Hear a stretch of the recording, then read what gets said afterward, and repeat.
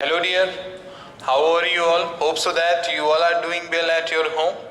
And once again we welcome you all at Target IS online classes. And in the sequence of our English class, that today we have the narration part 5 and the question will be based on interrogative today's class. Fine.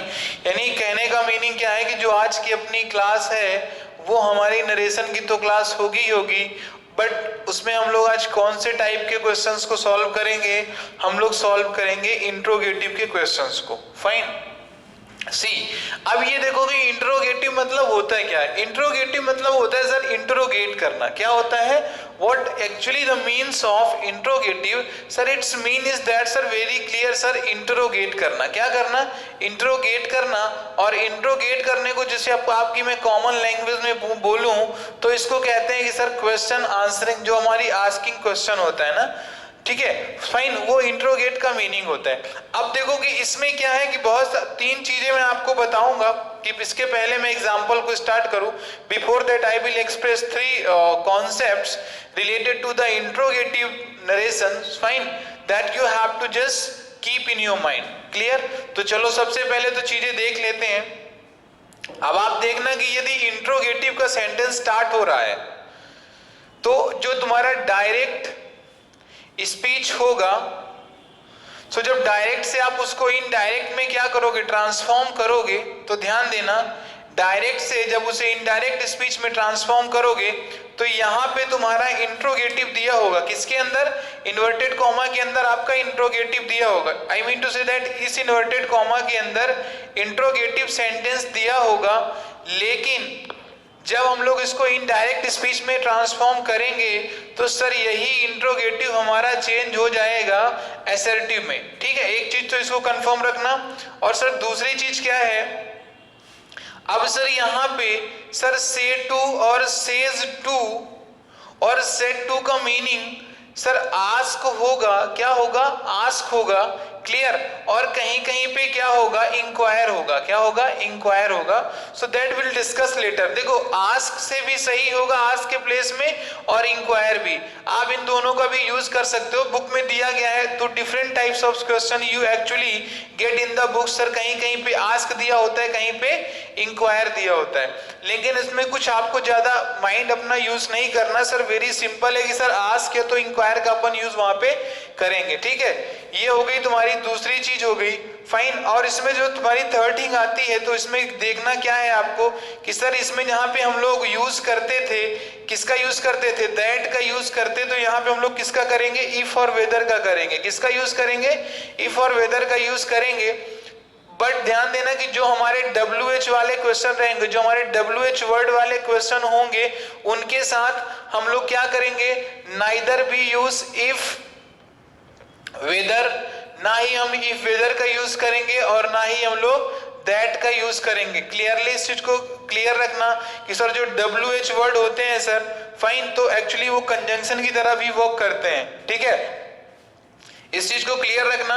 हम लोग questions की practice करेंगे today on the based of the interrogative sentences. So let's start the class and just try to transform the sentences from direct into indirect speech of interrogative. Clear? तो हम लोग सबसे पहले शुरू करते हैं इंट्रोगेटिव सेंटेंसेस को। सर हम लोग कैसे उनका इनडायरेक्ट स्पीच में उनका ट्रांसफॉर्मेशन करते हैं। अब सपोज दैट कि यहाँ पे सेंटेंस मैंने लिख दिया राम सेड टू मी, यहां पे मैंने लिख दिया Ram said to me. Clear? और यहां पे मैंने लिख दिया डू यू प्ले फुटबॉल। ध्यान देना, ये यहां पे मैंने क्या लिख दिया? Do you play football. ठीक है, इस चीज को देखना आप। यहाँ पे ये मैंने यहाँ पे क्या लिख दिया? डू यू प्ले फुटबॉल लिख गया यहाँ पे।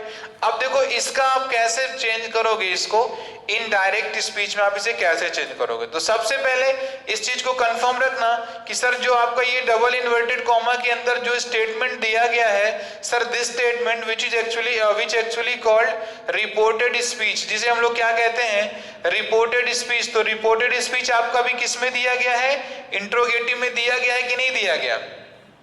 बोलो, इंट्रोगेटिव में दिया गया है। अब जब रिपोर्टेड स्पीच इंट्रोगेटिव में दिया गया है तो सबसे पहले ध्यान देना कि इनडायरेक्ट में चेंज करते समय अब ये यहाँ पर यानी जो आप वेदर का यूज करोगे तो वेदर के बाद सर इनडायरेक्ट ये आपका इंट्रोगेटिव में नहीं आएगा, इस चीज को कंफर्म रखना।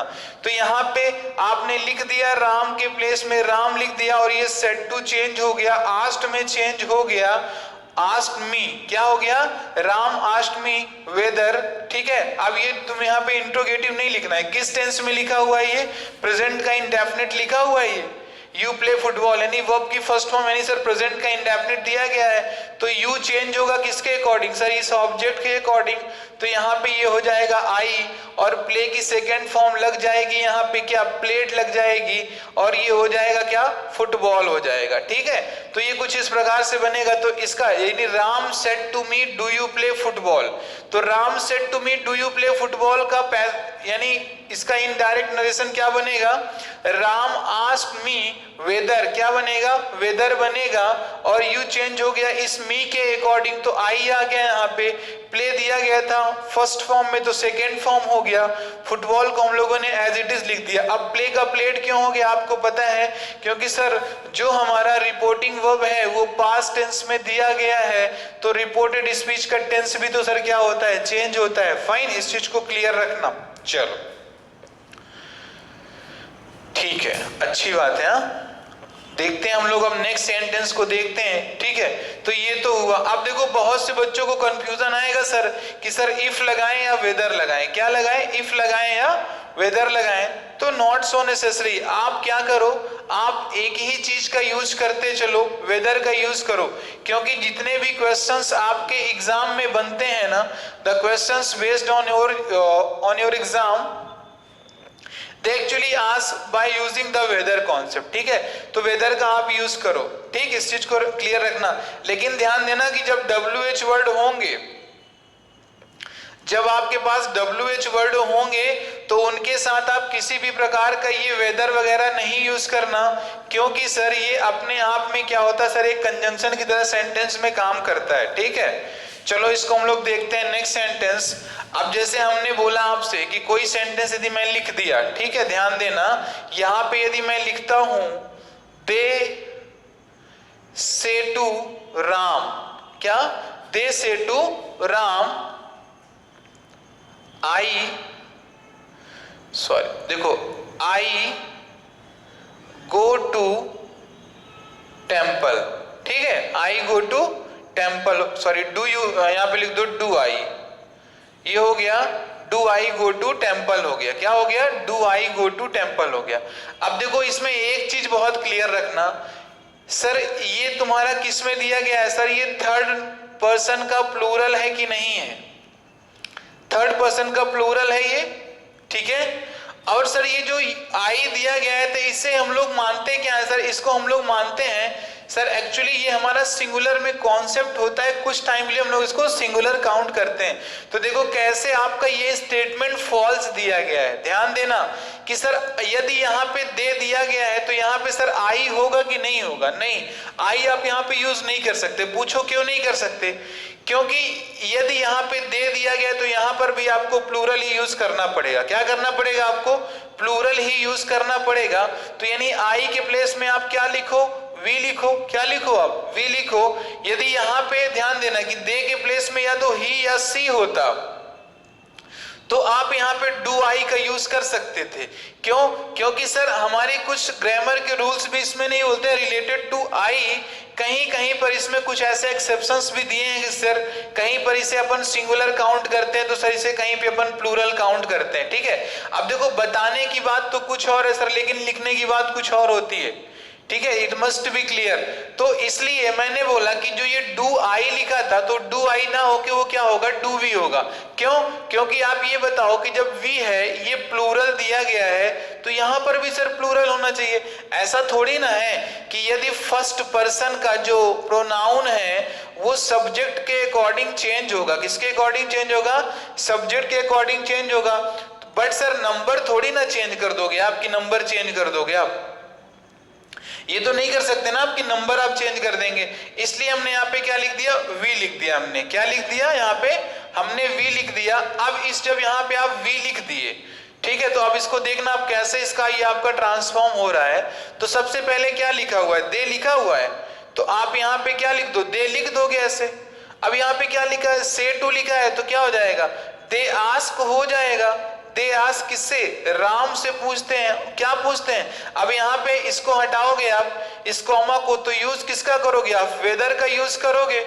फाइन, वेदर का यूज किया, मैंने पहले ही बताया था कि सर इन्वर्टेड कॉमा के अंदर जो आपका स्टेटमेंट दिया गया है तो इनडायरेक्ट में असर्टिव फॉर्म में लिखा जाएगा। तो ये हमारा हो गया we go to the temple. अब ध्यान देना कि जो तुम्हारा रिपोर्टिंग वर्ब है वो प्रेजेंट टेंस में दिया गया है, किसमें दिया गया है, प्रेजेंट टेंस में दिया गया है। तो सर इस गो की फॉर्म में कोई भी चेंजेस नहीं आएंगे, तो अपन अब वी के प्लेस में क्या लिख देंगे, वी की प्लेस में हम क्या लिख देंगे, दे लिख देंगे। ठीक है, वी की प्लेस में हमने दे लिख दिया, सर गो को एज इट इज लिख देंगे और ये टू हो जाएगा, टेम्पल हो जाएगा।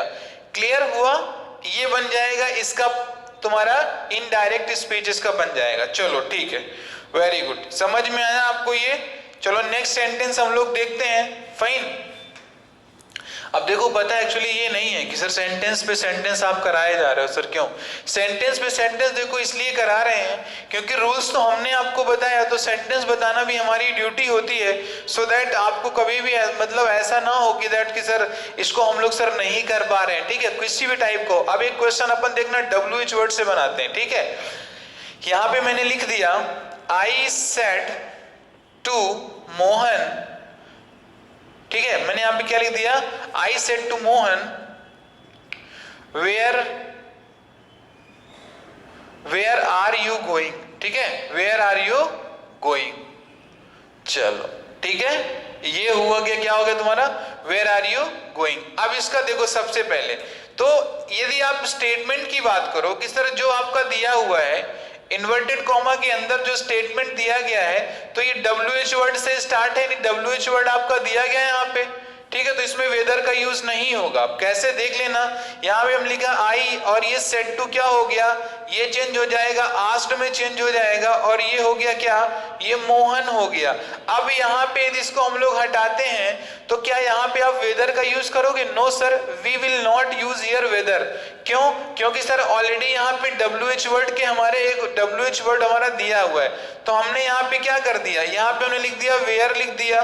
ठीक है, are you going, are you going, तो आर यू गोइंग को हम क्या करेंगे सर, पास्ट में दिया हुआ है, पास्ट में दिया है, ये यू चेंज होगा इस मोहन के अकॉर्डिंग, तो यहाँ पे क्या लग जाएगा वेयर, मोहन के प्लेस में क्या लिख दोगे ही, अब ही के साथ लग जाएगा वॉज और ये हो जाएगा क्या, ये हो जाएगा गोइंग। तो ये आपका चेंज हो गया इनडायरेक्ट स्पीच में, I asked Mohan where he was going. Clear हुआ। यहाँ पे देखो हमने किसी वेदर दैट इफ का यूज नहीं किया। क्यों नहीं किया, क्योंकि सर ये अपने पास यहाँ पे सर WH वर्ड दिया गया है और जब WH वर्ड आपका दिया हो सेंटेंस में तो वहां पे आपको अलग से कंजंक्शन का यूज नहीं करना होता है। इस चीज को सभी आप क्लियर रखें वहां पे। ठीक है, होप सो दैट आपको ये क्लियर हुआ होगा कॉन्सेप्ट। ठीक है, चलो नेक्स्ट सेंटेंस देखते हैं। नेक्स्ट सेंटेंस क्या कहता है अपना, नेक्स्ट सेंटेंस क्या बोल रहा है अभी इसको बताते हैं। अब आप ये मानिए जैसे मैंने यहां पे लिख दिया you are writing a story. ठीक है, यहां पे मैंने लिख दिया you are writing a story और यहां पे कॉमा, यहां पे मैंने लिख दिया सेड मोहन। क्या हो गया, यहाँ पे क्या हो गया, सेड मोहन हो गया। अब आप सोचोगे सर कि सर यहाँ पे आपने सर इसको रिपोर्टिंग वर्ब को सर पीछे लिखा है, तो देखो तीन कंडीशन, रिपोर्टिंग वर्ब आपका कहीं पर भी लिखा हो, ध्यान देना, रिपोर्टिंग वर्ब कहीं पर भी लिखा हो सर, या तो आपका क्या हो लिखा हो, वो स्टार्टिंग में लिखा हो रिपोर्टिंग वर्ब, या सर मिडिल में लिखा हो सर, या सर लास्ट में लिखा हो। जब आप उसको इनडायरेक्ट में चेंज करेंगे तो एज नॉर्मल जैसे आप हमेशा स्टार्ट करते हो, रिपोर्टिंग वर्ब को सेंटेंस के पहले लिखते हो ना, सेम आपको वैसे ही लिखना है। तो जैसे इसका मैं बना के बताऊंगा तो चीजें कुछ ज्यादा क्लियर होंगी आपकी वहां पे, ठीक है। फाइन, तो अभी इसको आप देखो कैसे मैं इसको बना रहा हूं। वहां पे क्या लिखा है, सेड मोहन लिखा हुआ है। अब मैं इसका इनडायरेक्ट बनाऊंगा तो यहाँ पे मैं क्या लिखूंगा, यहाँ पे सबसे पहले मैं लिखूंगा मोहन सेड, क्या हो गया, मोहन सेड हो गया तुम्हारा, ठीक है। You are writing a story, clear, you are writing a story दिया गया तो सर यू नहीं, तो यहाँ पे हमने दैट का ध्यान देना, गलती मत करना। ये आपका असर्टिव सेंटेंस है कि आप सोचो कि सर इंट्रोगेटिव करा रहे हो सर तो इंट्रोगेटिव में ही चलेगा। असर्टिव सेंटेंस को ध्यान दे लेना। क्या लिखा, मोहन सेड दैट, यू को यू लिख दो आप, क्योंकि सर कोई ऑब्जेक्ट जनरली दिया नहीं हुआ है वहां पे, लेकिन यदि आप चाहते हो तो आप उसको यूज कर सकते हो। कैसे कि सर 1 2 3, ध्यान देना कि यदि मैंने बोला कि मोहन यदि थर्ड पर्सन है और यू सेकंड पर्सन है तो फर्स्ट पर्सन की बात नहीं की गई, तो यहाँ पे यू फर्स्ट पर्सन के अकॉर्डिंग चेंज हो सकता है, but you do not have to just use maximum quantity and amount of your mind, that's fine. जितना दिया गया उसी के अकॉर्डिंग आप उसको कर लो, क्लियर। तो मोहन सेड दैट, यू हो गया, सर यू क्या लिखा है, you are writing a story लिखा हुआ है, सर पास्ट में दिया गया था तो क्या हो जाएगा, you were writing a story हो जाएगा। फाइन, तो कुछ इस प्रकार से ये आपका ये चेंज हो जाएगा, ठीक है, कुछ इस प्रकार से ये चेंज हो जाएगा। तो अब देखो इसमें कुछ ऐसा जनरली है नहीं कि that I have to just teach you, जो मुझे आपको इसको बताना होता वहां पे, ठीक है। तो इंट्रोगेटिव सेंटेंसेस में जब कभी भी आप बनाओ तो कुछ चीजों को आप अपने माइंड में रखना, ठीक है, कि यदि डायरेक्ट दिया गया है, सर फिर से मैं एक बार इसको रिपीट कर देता हूं, सर डायरेक्ट स्पीच में इन्वर्टेड कॉमा के अंदर इंट्रोगेटिव सेंटेंस दिए होंगे, क्या दिए होंगे, इंट्रोगेटिव सेंटेंस दिए होंगे। वही सर इनडायरेक्ट स्पीच में, यानी इनडायरेक्ट स्पीच में यही इंट्रोगेटिव सेंटेंस किसमें चेंज हो जाएगा, सर असर्टिव में चेंज हो जाएगा। किसमें चेंज हो जाएगा, असर्टिव में चेंज हो जाएगा। दूसरी बात सर, इसमें कंजंक्शन हम लोग किसका यूज करते हैं, सर इफ वेदर का यूज करते हैं। किसका यूज करते हैं, इफ वेदर का, ठीक है, ये भी आपका क्लियर होना चाहिए। सर WH वर्ड यदि दिया होता है तो WH वर्ड के साथ किसी भी कंजंक्शन का यूज नहीं होता, ठीक है, किसी भी कंजंक्शन का यूज नहीं होता है, ठीक है।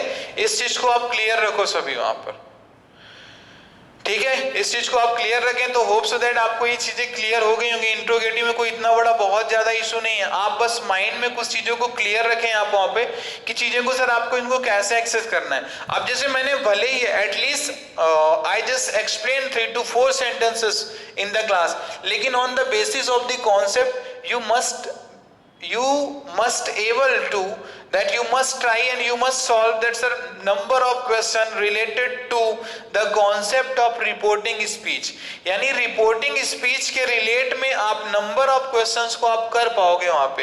And if you are facing any type of difficulty while just transforming the sentence from direct speech into the indirect speech, so you can just write us on in the comment box, fine, and we will shortly contact you and understand as a bless of yours for answering to your question, clear।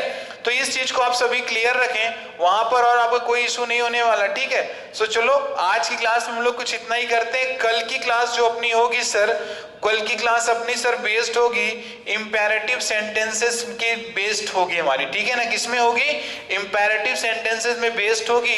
कल 3 to 4 important rules भी आपको मैं कराऊंगा। कुछ एक rule आपके, एक आध रूल इंट्रोगेटिव से भी होंगे, और एक्सेप्ट दैट जो बचे हुए होंगे वो किससे होंगे, इंपेरेटिव से होंगे, ठीक है। चलो वेरी गुड, और बस पढ़ते रहो, just keep study, fine, and just focus in the class. And if you just think so that sir actually the class is must be studied by your friends also, so you can just share with your friends, maximum share with your friends, and just don't forget thumbs up to the subscribe button. Okay class, thank you and have a cheerful day.